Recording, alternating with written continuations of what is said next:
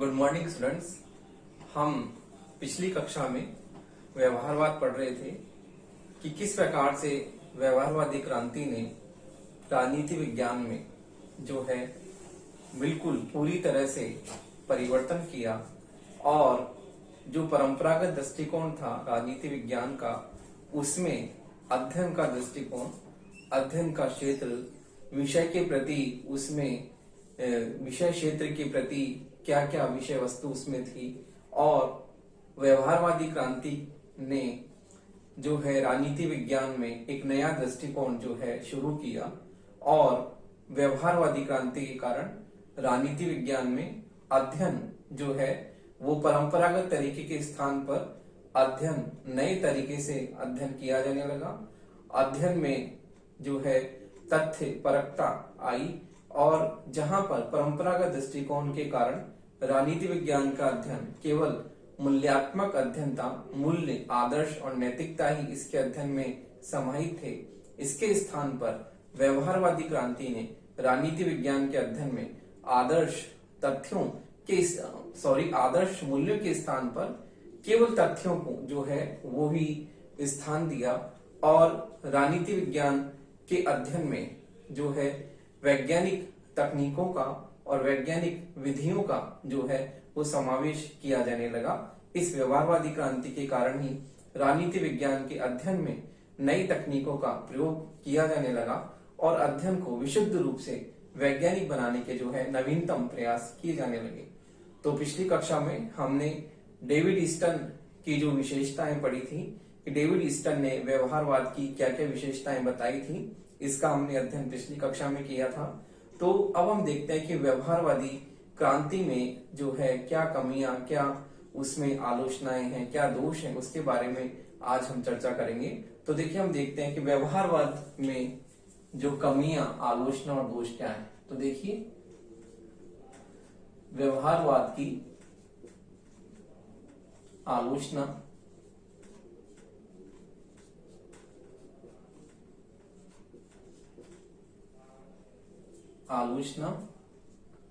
सीमाएं,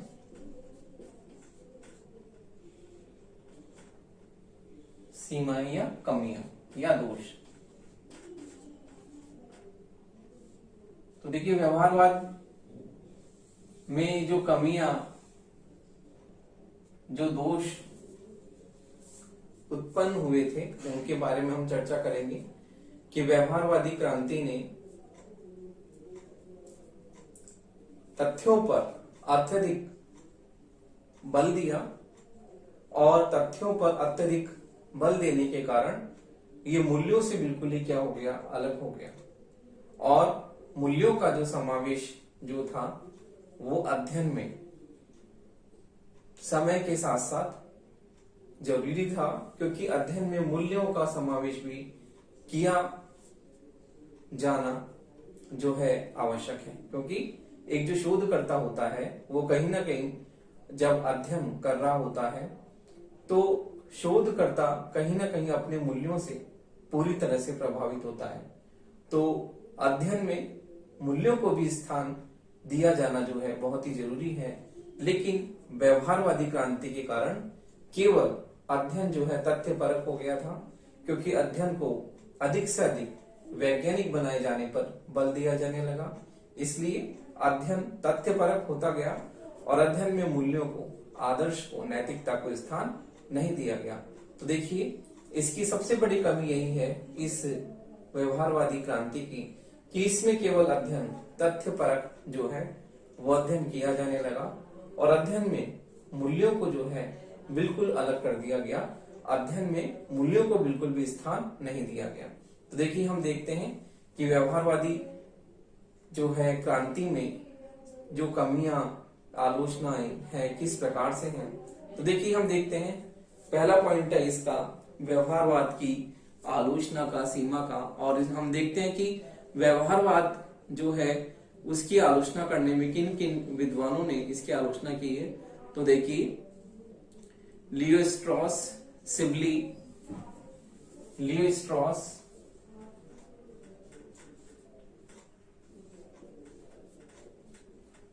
लियो straws, Sibley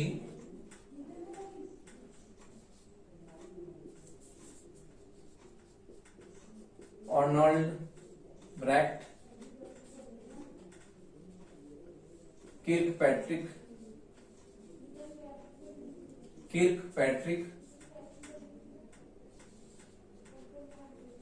आदि विचारकों ने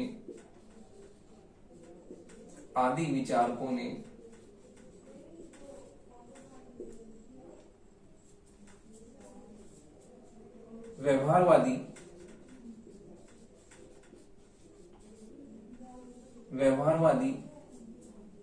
क्रांति की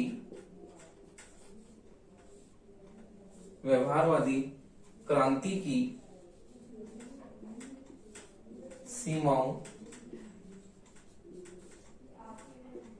के बारे में बताया है। व्यवहारवादी क्रांति की सीमाओं के बारे में बताया है। देखिए, विचारकों ने व्यवहारवाद की आलोचनाएं प्रस्तुत की है, जिसमें से पहली आलोचना है कि जो है ये शब्दाडंबर का दोष है।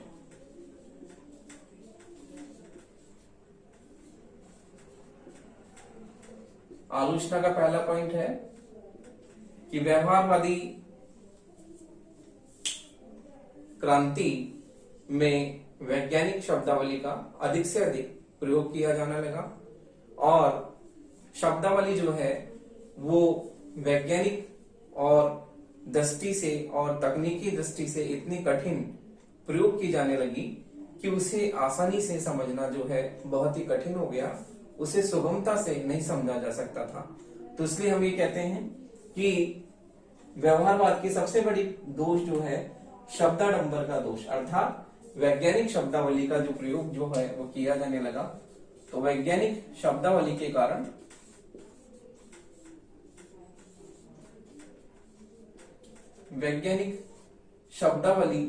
कारण जो है अध्ययन जो है वो कठिन हो गया। वैज्ञानिक शब्दावली के प्रयोग के कारण अध्ययन में सुगमता का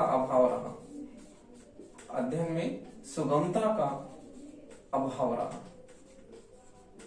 क्योंकि शब्दावली जो थी बहुत ही कठिन थी, वैज्ञानिक और तकनीकी पद्धति पर आधारित होने के कारण उस शब्दावली को सहज रूप से समझना बहुत ही कठिन था और स्वाभाविक रूप से समझ में न आने के कारण वो शब्दावली जो थी अध्ययन में बहुत ही रुकावट पैदा करने लगी।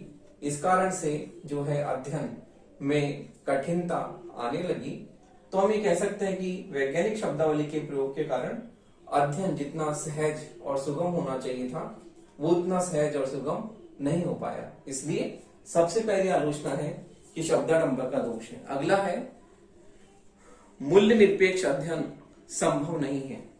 देखिए, इसमें मूल्य निरपेक्ष अध्ययन पर बल दिया गया, जबकि मूल्य निरपेक्ष अध्ययन जो है वो संभव नहीं है।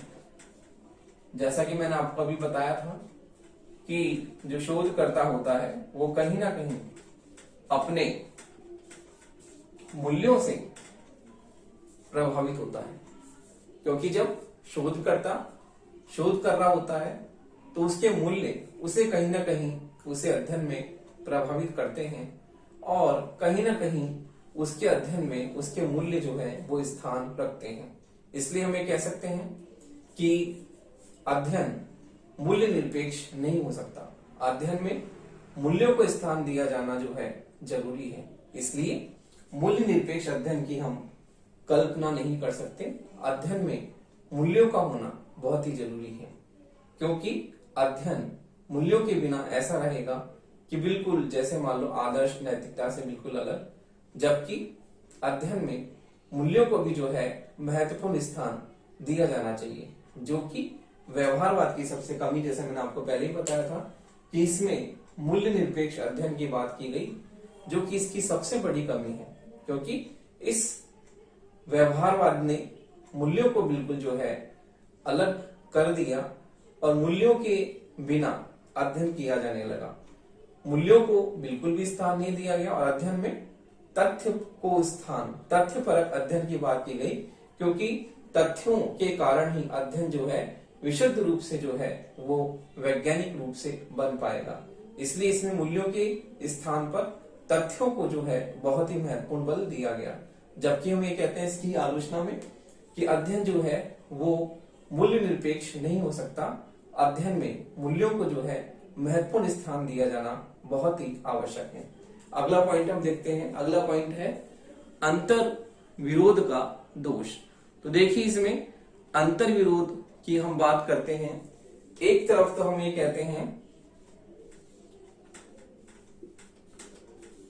मूल्य निरपेक्ष अध्ययन होना चाहिए। तो देखिए अंतर विरोध का दोष।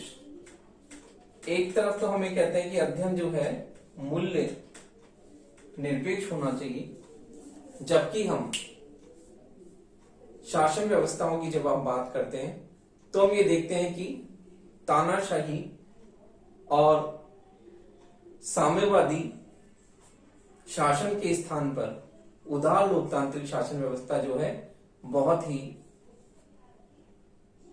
सफलता पूर्वक अपना कार्य करती है। क्योंकि हम अंतर विरोध की बात करते हैं, एक तरफ तो हम ये कहते हैं कि इसमें मूल्यों को स्थान नहीं दिया जाना चाहिए, लेकिन फिर हम यही बात कहते हैं कि तानाशाही और साम्यवादी शासन के स्थान पर उदार लोकतांत्रिक शासन व्यवस्था होनी चाहिए।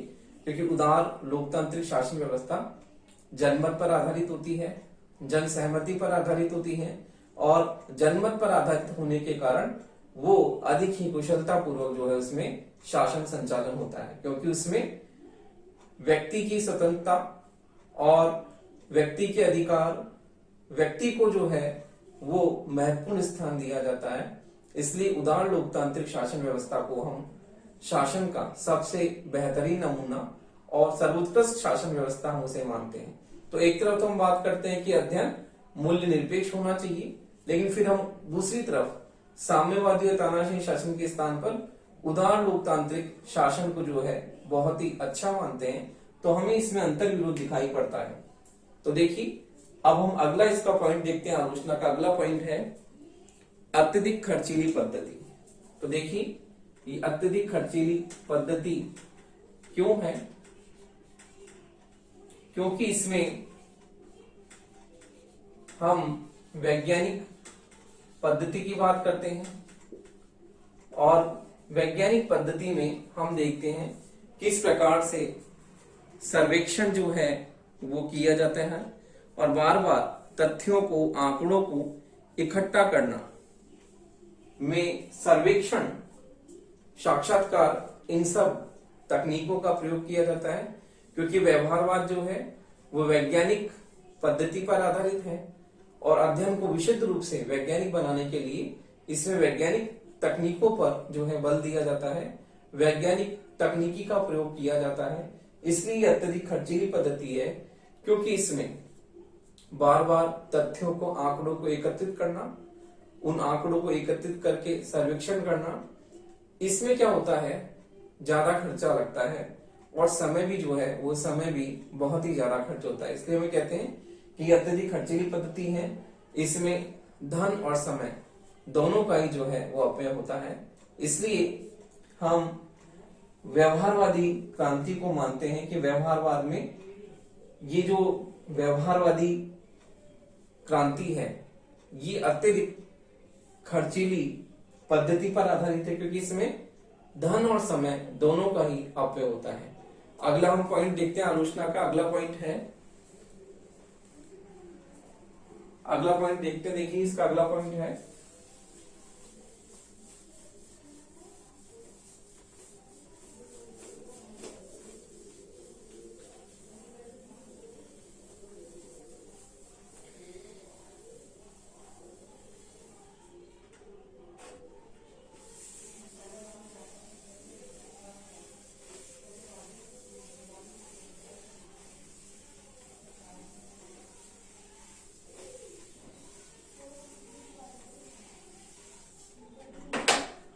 अगला है राजनीति विज्ञान के स्वतंत्र अस्तित्व को खतरा। राजनीति विज्ञान के स्वतंत्र अस्तित्व को खतरा।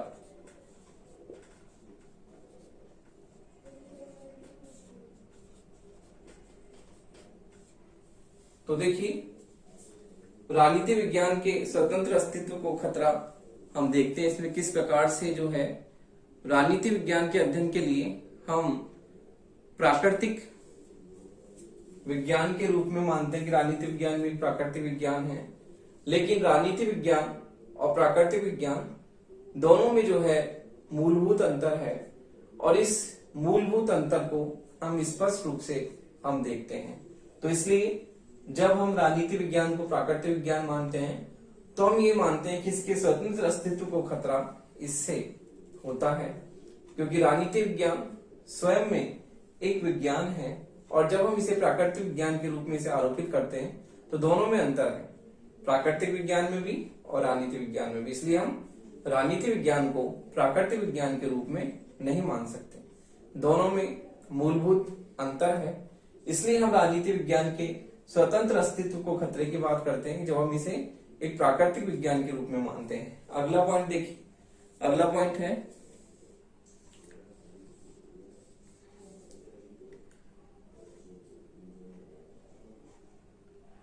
राजनीति विज्ञान और प्राकृतिक विज्ञान में मूलभूत अंतर। अगला है राजनीति विज्ञान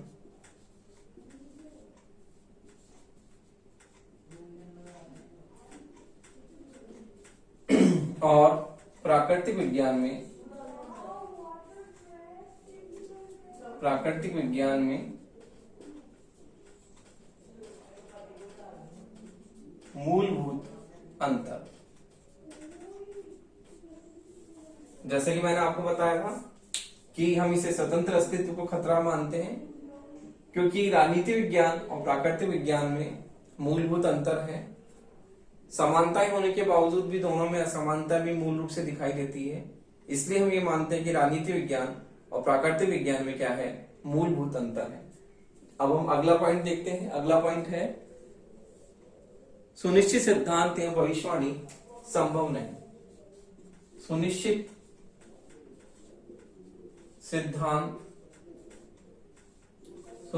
सिद्धांत एवं भविष्यवाणी संभव नहीं।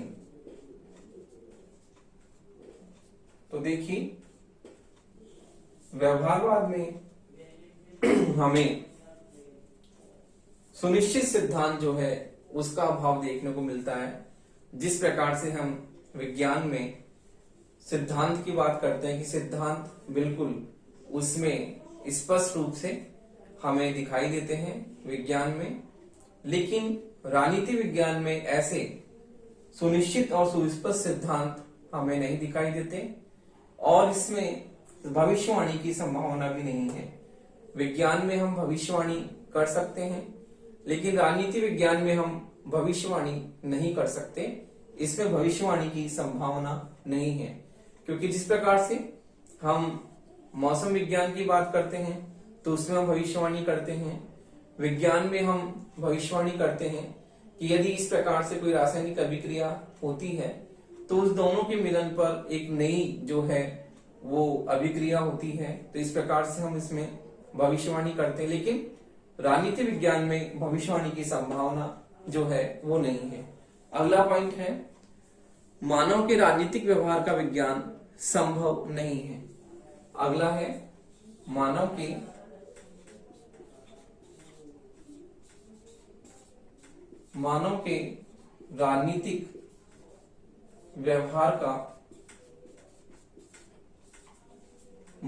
राजनीतिक व्यवहार का विज्ञान संभव नहीं है।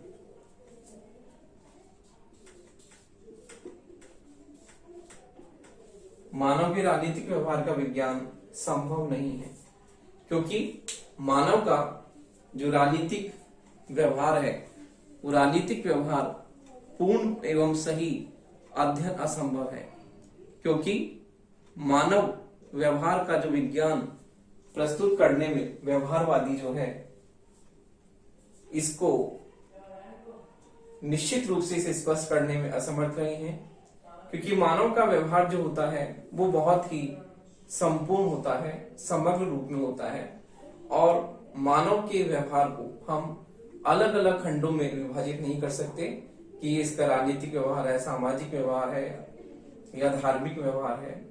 मानव का व्यवहार एक समग्र इकाई है, और इस समग्र इकाई को एक रूप में इसको स्पष्ट करना जो बहुत ही कठिन है, जो कि व्यवहारवादियों ने यो मानव व्यवहार को इस प्रकार से स्पष्ट करने में वो जो है व्यवहारवादी असफल रहे हैं। इसलिए हम ये कहते हैं कि मानव के राजनीतिक व्यवहार का विज्ञान संभव नहीं है, क्योंकि मानव का व्यवहार किन किन नियामकों से, किन किन कारकों से प्रभावित होता है उसके भी हम स्पष्ट नियम निर्धारित नहीं कर सकते कि मानव के व्यवहार को प्रभावित करने में इन इन कारकों का महत्वपूर्ण योगदान है, क्योंकि मानव का व्यवहार एक समग्र, एक संपूर्ण है, जिसे हम अलग अलग रूप में हम इसे विश्लेषित नहीं कर सकते, क्योंकि मानव का व्यवहार समग्रता लिए हुए है और इस समग्रता को हम समग्र रूप से ही समझ सकते हैं।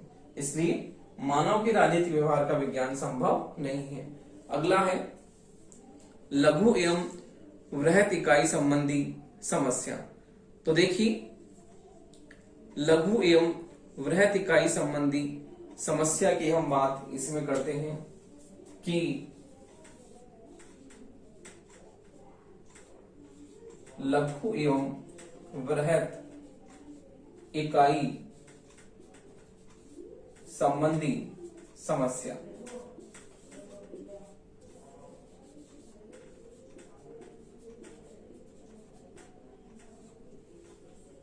तो देखिए, मानव के व्यवहार को हम छोटे छोटे समूहों का अध्ययन करते हैं, और ऐसे अध्ययन को हम संपूर्ण समाज पर लागू नहीं कर सकते, क्योंकि मानव के व्यवहार में हम जब उसकी शुद्धता की बात करते हैं तो तथ्यपरक हम उसके अध्ययन को किस प्रकार से हम उसे विश्लेषित करते हैं, तो उसमें उसके छोटे छोटे हम उसके अध्ययन को हम छोटे छोटे समूह रूप में हम उसका अध्ययन करते हैं, तो उसे हम पूरे समाज पर लागू नहीं कर सकते, क्योंकि पूरे समाज पर लागू करना जो है बहुत ही गलत है, क्योंकि छोटे छोटे रूप में मानव के स्वभाव को अलग अलग रूप में उसका अध्ययन करके उसे संपूर्ण समाज पर लागू करना अनुचित है। तो देखिए, इस प्रकार से हम लघु की बात करते हैं। इसी प्रकार से किसी स्थानीय समूह के मतदान के व्यवहार पर आधार पर निकाले गए निष्कर्ष को हम संपूर्ण समाज के संदर्भ में जो है उसे हम नहीं मान सकते। तो देखिए, इस प्रकार से हम कहते हैं कि लघु वृहत इकाई संबंधी समस्या जो है ये भी इसकी आलोचना की बात होती है। अगला पॉइंट है नीति निर्माण में सहायता देने में असमर्थ। नीति निर्माण में सहायता देने में असमर्थ।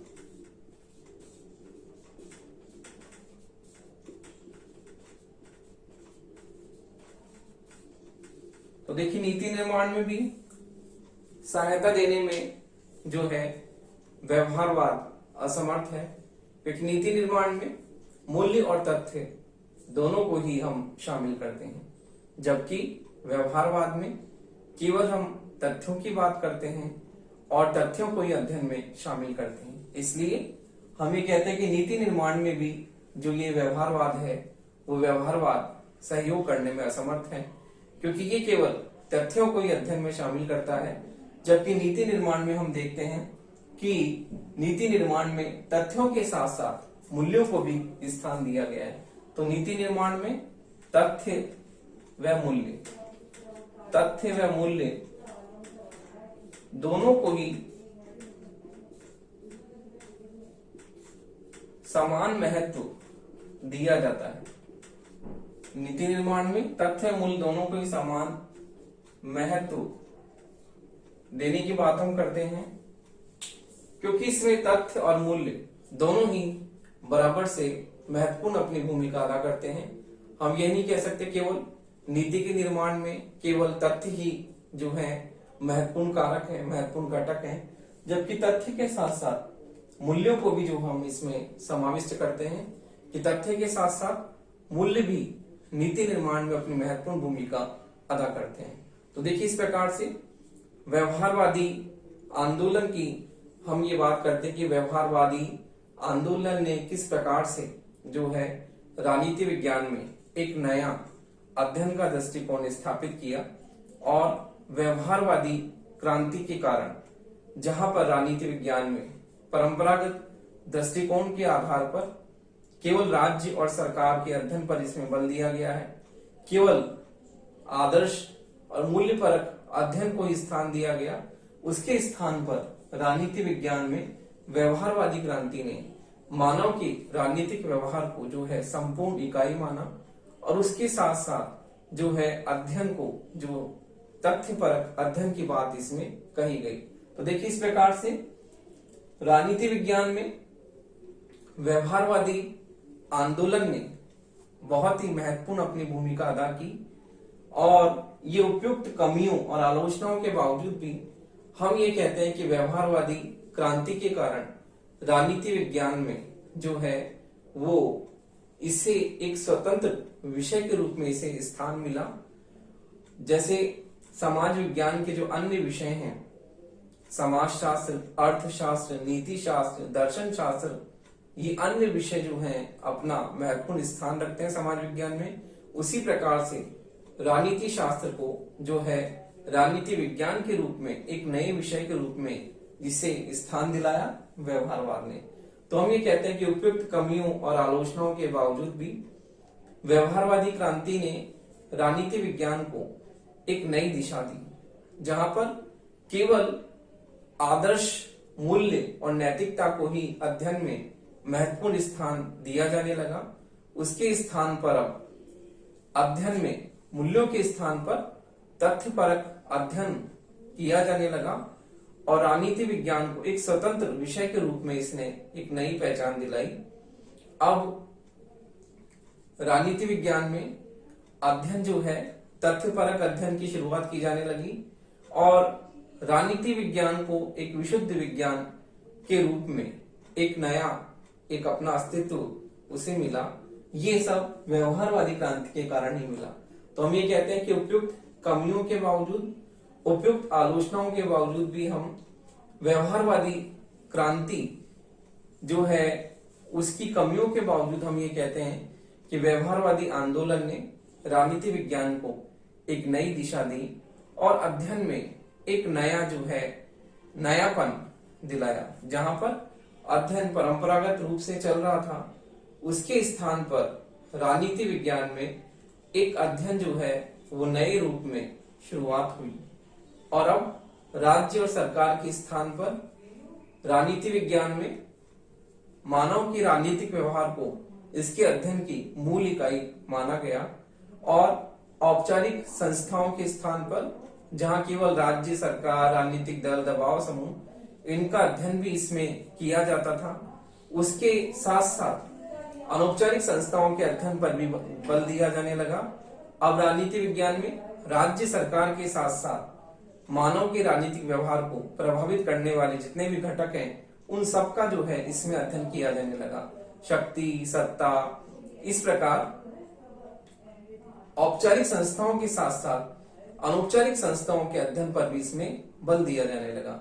इसलिए व्यवहारवादी क्रांति की उपयुक्त कमियों के बावजूद, उपयुक्त आलोचनाओं के बावजूद भी हम यह कह सकते हैं कि व्यवहारवादी आंदोलन एक महत्वपूर्ण क्रांति है राजनीति विज्ञान में, जो राजनीति विज्ञान को एक स्वतंत्र विषय के रूप में इसने एक नई पहचान दिलाई, और इसके साथ साथ ही राजनीति विज्ञान को एक विशुद्ध विज्ञान के रूप में इसने जो है अपना स्थान दिलाया। इसलिए व्यवहारवादी क्रांति की इन कमियों, इन आलोचनाओं, इन सीमाओं, इन दोषों के बावजूद भी हम ये कह सकते हैं कि राजनीति विज्ञान का ये व्यवहारवादी आंदोलन एक महत्वपूर्ण जो है एक कदम है, जो राजनीति विज्ञान को विशुद्ध रूप में, इसे विज्ञान के रूप में इसे नई पहचान दिलाई, इसे नया अस्तित्व दिलाया। और राजनीति विज्ञान में अब तथ्यों को स्थान दिया जाने लगा और राजनीति विज्ञान में तकनीकों पर बल दिया जाने लगा। इस प्रकार हम ये कह सकते हैं कि राजनीति विज्ञान को एक विशुद्ध विज्ञान के रूप में व्यवहारवादी क्रांति ने जो है एक नई दिशा में इसे मोड़ दिया और व्यवहारवादी क्रांति के कारण ही राजनीति विज्ञान को एक विशुद्ध विज्ञान के रूप में नई पहचान मिली और इसमें तकनीकों का जो है वो प्रयोग किया जाने लगा। इसलिए व्यवहारवादी क्रांति राजनीति विज्ञान में एक महत्वपूर्ण आंदोलन है, जो इसे एक विशुद्ध विज्ञान के रूप में और नई तकनीकों का प्रयोग इसमें करके राजनीति विज्ञान को एक विशुद्ध विज्ञान के रूप में इसने प्रतिस्थापित किया।